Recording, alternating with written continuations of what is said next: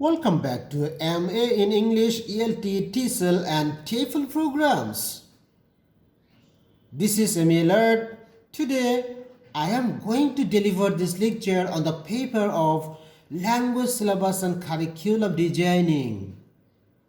In this module, I will be talking about process-oriented syllabuses. And in this unit, I will discuss lesson on an introduction to process-oriented syllabuses with various definitions.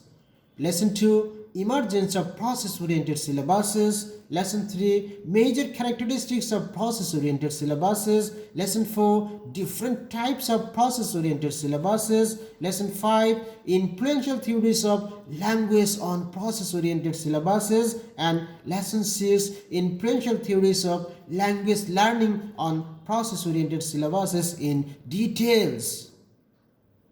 So, this video will be very important and essential to you.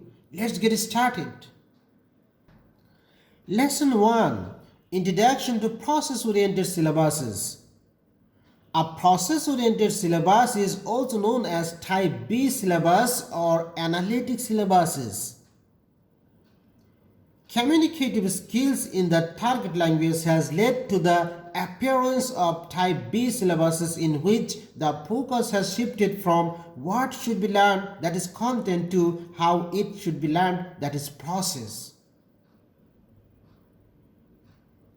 This view can be better explained in Wilkins' description 1976 of Analytic Syllabuses.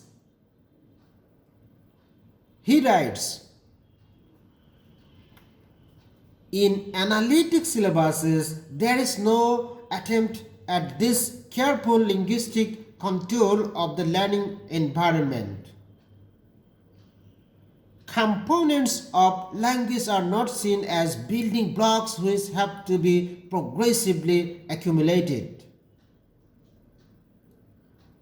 Much greater variety of linguistic structure is permitted from the beginning, and the learner's task is to approximate his own linguistic behavior more and more closely to the global language.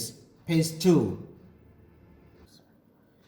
In other words, in courses based on process-oriented syllabuses, great importance is attributed to meaning and developing learners' communicative competence instead of just acquiring isolated structural forms.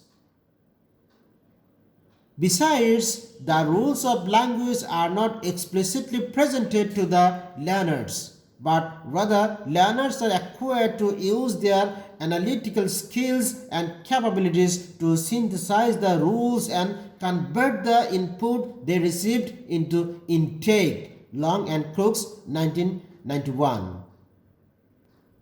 Lesson 2, History and Emergence of Process-Oriented Syllabuses.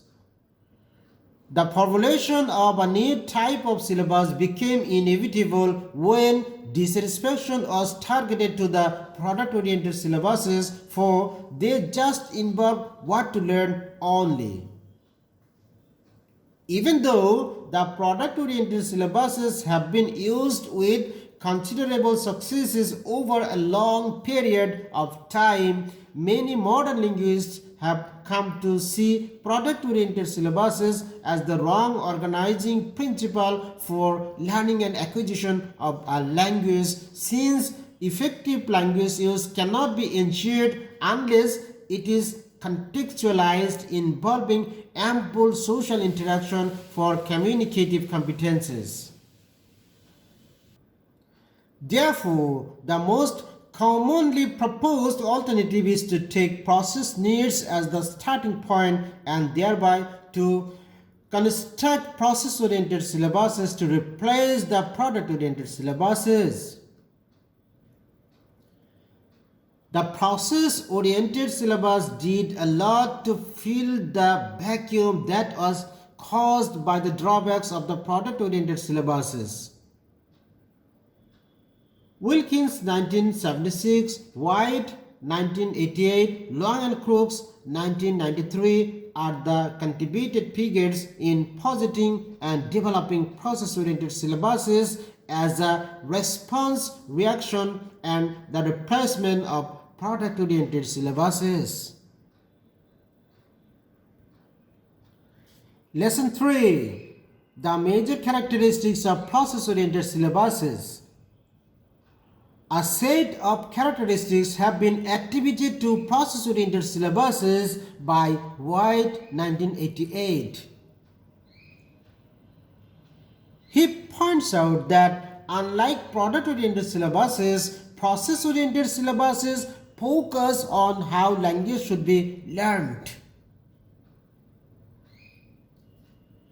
They are non-interventionist in that the learning objectives are not set before doing the course, and language content and course materials are not pre-constructed by the teacher alone, but it's a matter of negotiation with students. Hence, they are internal to the learner since he or she is seen as an active agent in the classroom who has his or her own voice and contribution to the learning process. Also, in Type B syllabuses, teachers are no longer the highest authority in the classroom, but rather learning becomes to a great extent the responsibility of the learner, while the teacher is just a facilitator and co-participant. In addition, language learning within these syllabuses is viewed as a communicative interaction where teachers and learners share responsibility in decision making and selecting the instructional content. Process-oriented syllabus is based on what learners need and bring to the classroom. Long and Crook, 1993. Lesson 4. Types of process-oriented syllabuses. A number of syllabuses fall under the umbrella of a Type B syllabus. Three main types are discussed in this section, namely, number 1, task-based syllabus, number 2, content-based syllabus, and number 4, process syllabuses. The main concern of the three types is to use language as means for communication, not to acquire isolated linguistic forms. This can be supported by Yelden's 1987 view about these process-oriented syllabuses.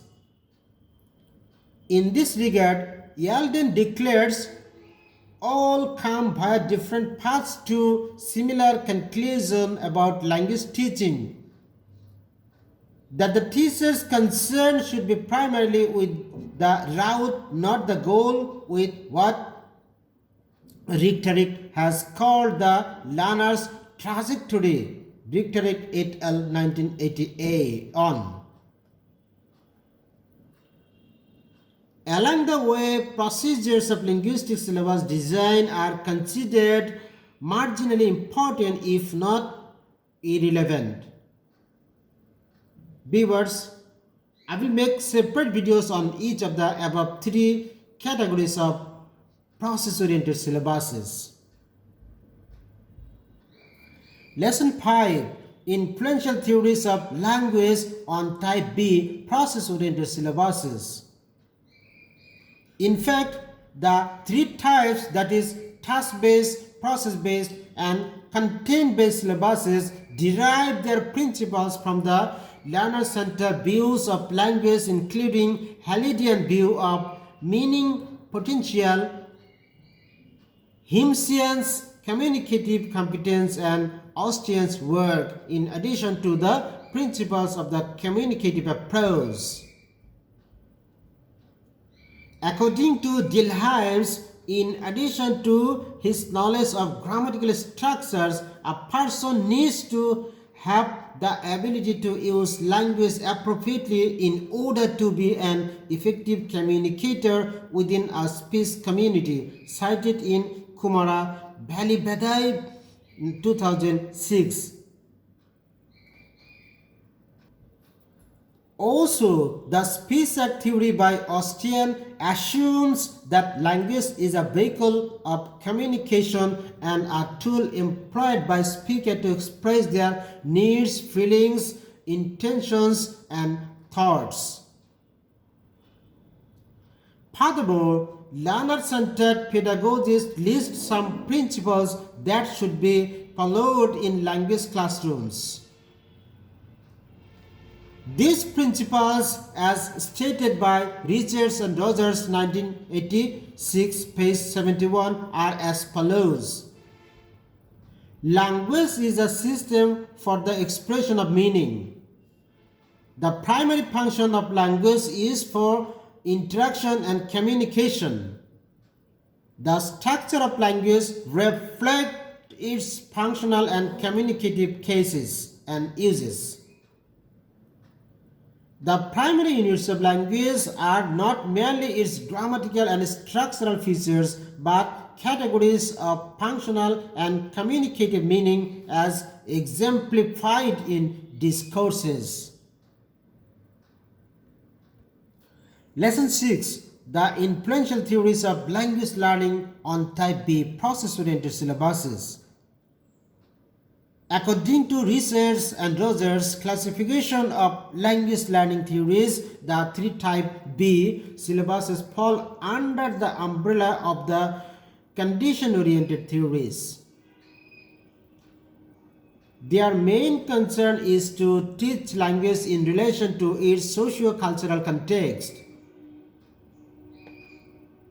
Kumara Bhadai Velu 2006 claims that these syllabuses were mainly influenced by cognitive psychologists who criticized the value given to habit formation and mechanical process by behaviorists and called for insight formation of cognitivism. Furthermore, learner-centered pedagogists suggest that language learning is most appropriately seen as communicative interaction involving all the principals, that is, learners and teachers, in the learning and including the various materials resources like texts and activities on which the learning is exercised. EBIT page on 8. Other influential theories of language learning include Krashen's input hypothesis, Swine's output hypothesis, and Long's interaction hypothesis. Lesson 7. Important role of process-oriented syllabuses in acquisition of language.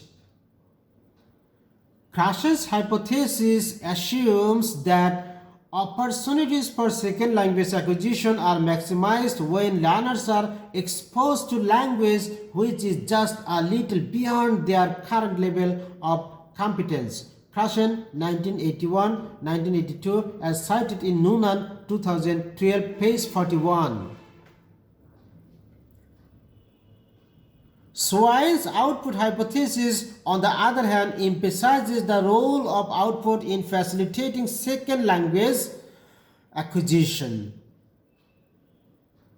That is, it's through producing language that learners will be able to assess their language proficiency and see the gap between what they want to say and what they can say. Consequently, learners become aware of their weaknesses and work to improve their proficiency. Robinson 2011. V.D. Brandon 2006 praises the important role played by both input and output in task-based instructions in particular. According to him, tasks are based on input and output hypothesis. Principles are vehicles that facilitate interaction and provide learners with opportunities to act as language users, I quote, who process meaningful input and produces meaningful output into reach relevant and obtainable goals, unquote, page 8. Last but not least, interaction hypothesis also played a vital role in second language acquisition SLA. In this respect, Long 1983-1989 stresses the necessity of interaction between learners while doing their task as, I quote, it provides one way in which input can be made comprehensible and serves as a context for attending the problematic forms in the input and output during task work, unquote, cited in Robinson 2011, page 11. This was referred to as, I quote, negotiation of meaning, unquote, which, I quote, concerns the way learners encounter communicational difficulties while completing tasks and how they do something about those difficulties, unquote, Shaken 2003, page 3.